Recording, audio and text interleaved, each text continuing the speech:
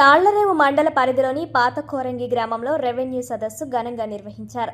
ఈ కార్యక్రమానికి ముఖ్య అతిథిగా ప్రభుత్వ విప్ ఎమ్మెల్యే దాట్ల సుబ్బరాజు, కాకినాడ మాజీ మేయర్, ముమ్మిడివరం నియోజకవర్గ పరిశీలకురాలు సుంకర పావని హాజరై రైతులకు స్వయంగా కొత్త పట్టాదారు పాసు పుస్తకాలను పంపిణీ చేశారు. ఈ సందర్భంగా ఎమ్మెల్యే మాట్లాడుతూ పాత కోరంగి గ్రామంలో మొత్తం 1100కు పైగా పాస్ పుస్తకాలు ఉండగా వాటిలో 1068 పాస్ పుస్తకాలను రైతులకు అందజేసినట్లు తెలిపారు. గత ప్రభుత్వ హయాంలో పాస్ పుస్తకాలపై మాజీ ముఖ్యమంత్రి ఫోటో ముద్రించడం వలన ప్రభుత్వానికి వందల కోట్ల రూపాయల నష్టం జరిగిందని విమర్శించారు. ప్రభుత్వ పత్రాలపై రాజముద్ర మాత్రమే ఉండాలని పేర్కొన్నారు.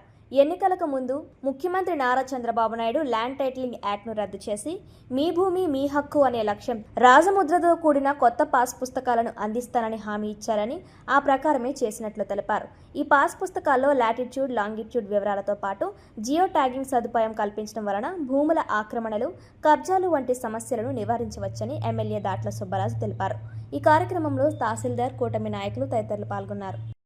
పంచాయతీలో పాస్బుక్ పట్టాదారు పాస్బుక్ల పంపిణీ కార్యక్రమానికి సభాధ్యక్షులు బాబీ గారికి, అదేవిధంగా కార్యక్రమానికి ముఖ్య అతిథిగా ఇచ్చేసినటువంటి మన గౌరవ ఎమ్మెల్యే, గవర్నమెంట్ విప్ అయినటువంటి దాట్ల బుచ్చిబాబు గారికి, ఎంఆర్ఓ గారికి, అదేవిధంగా కూటమి నాయకులందరికీ పేరు పేరున హృదయపూర్వక నమస్కారాలు తెలియజేసుకుంటున్నానండి.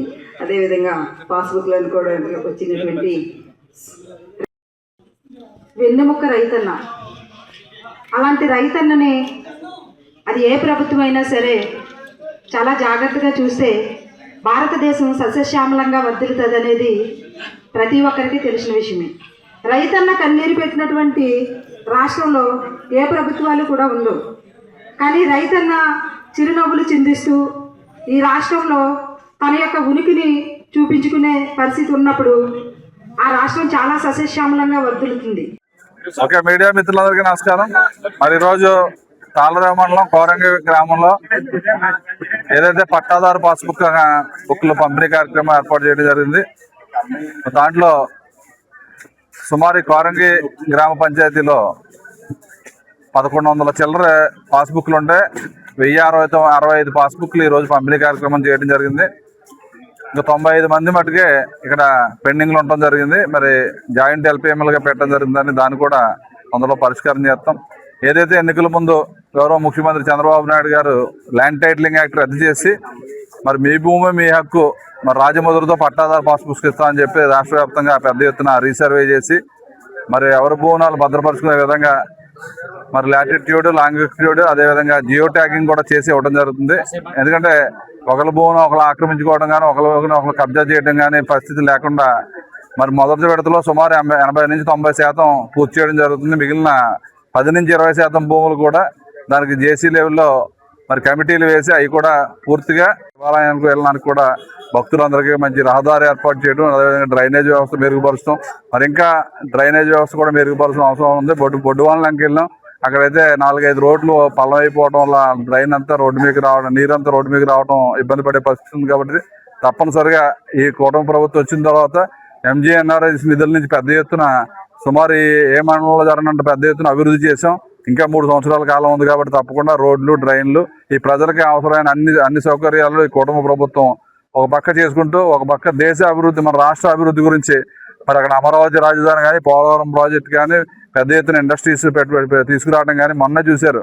మరి మోడీ గారిని తీసుకొచ్చి భోగాపురం ఎయిర్పోర్ట్ ఏ విధంగా ఓపెన్ చేసాము, 3 లక్షల మంది ప్రజలతో మరి బ్రహ్మాండమైన స్వాగతం పలికి అత్యద్భుతంగా ఆ విమానాశ్రయాన్ని మనం ఓపెన్ చేసుకోవడం జరిగింది.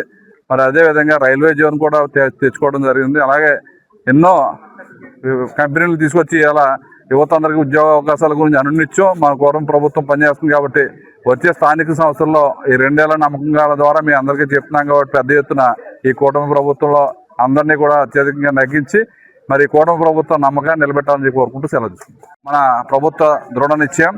మరి దానికి నిదర్శనం ఈరోజు మరి సుమారు 90 తప్ప 1065 పాస్బుక్లు ఒకే రోజు పంపిణీ చేయడం అంటే అది సామాన్యమైన విషయం కాదు.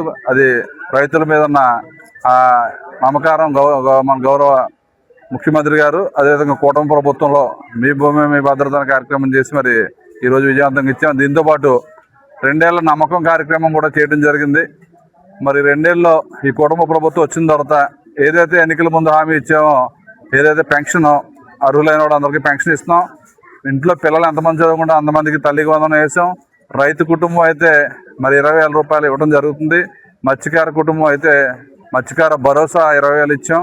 అదేవిధంగా ఇంటింటికి 3 గ్యాస్ సిలిండర్లు ఇవ్వడం జరిగింది. అదే కాకుండా మహిళలకు స్త్రీశక్తి ద్వారా ఉచితంగా బస్సు ప్రయాణం ఇవ్వటం అంటే ఎన్నికల ముందు ఇచ్చిన హామీల్లో 80% పైనే పూర్తి చేసి ఈరోజు 2 ఏళ్ల నమ్మకం కార్యక్రమం ప్రతి డోర్ టు డోర్ తలుపు కొట్టి మరి అన్నీ మీకు అందుతున్నాయా అందట్లేదని కూడా క్లియర్గా తెలుసుకుని మరి ఫోటోతో సహా మరి పార్టీ ఆఫీస్కి పంపడం జరుగుతుంది, ప్రభుత్వానికి పంపడం జరుగుతుంది. ప్రజలందరూ కూడా చాలా ఆనందంగా ఉన్నారు. ఎందుకంటే ఈ పాతకోరంగిలో పూర్వం నుంచి కూడా ఈ ప్రజలందరూ కల ఒక బ్రిడ్జి కట్టాలని చెప్పి అది కూడా శాసకీలో 13 కోట్ల రూపాయలకు శాంక్షన్ చేసి తొందరలో శంకుస్థాపన చేసుకుంటాం. మరి బ్రహ్మాండంగా వీళ్ళందరికీ హైవే నుంచి కనెక్టివిటీ బ్రిడ్జ్ వచ్చినట్టయితే వీళ్ళు భూముల ధరలు పెరగడం కానీ వీళ్ళకి రవాణా సౌకర్యం కానీ పెద్ద ఎత్తున ఏర్పడుతుంది. కాబట్టి ప్రజలందరూ కూడా చాలా ఆనందంగా ఉన్నారు. అదే కాకుండా ఇక్కడ ఏదైతే స్వామి